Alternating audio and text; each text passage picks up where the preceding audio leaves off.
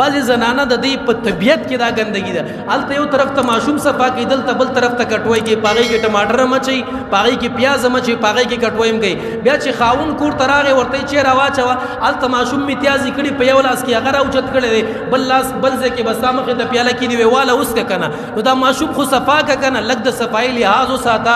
لږ کم سے کم سترګې وغړوه دا خو نه چې هر څه ګنده پراته کور ګنده پروت دی لوښي ګنده پراته دي د ملا ځای ګنده دی صفایي ایمان دی الطهور شطر الایمان رسول الله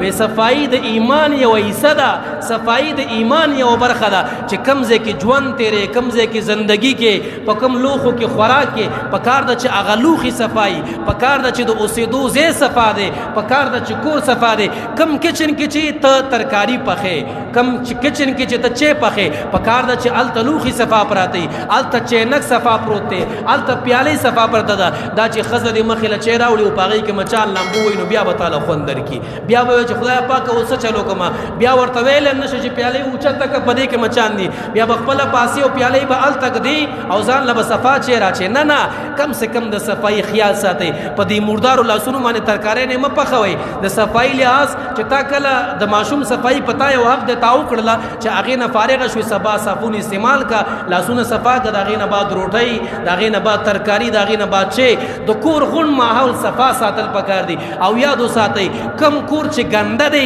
د ګنده کور له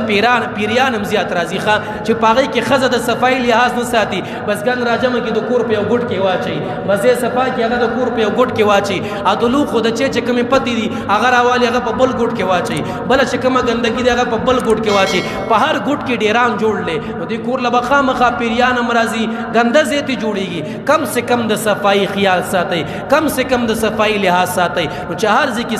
صفایي وي یو خو زمونږ د شریعت په تعلیماتو باندې عمل دی بل به زمونږ زندګي ښه وي بل به زمونږ صحت ښه وي زمونږ صحت ته به ضرر او نقصان نه وي نو د صفایي ډېر لحاظ ساتل پکار د مفتي خان آغا هاشمي صاحب د هر قسمه بیانونو ترلاسه کولو لپاره زموږ چینلونه در سره لایک او سبسکرایب کړئ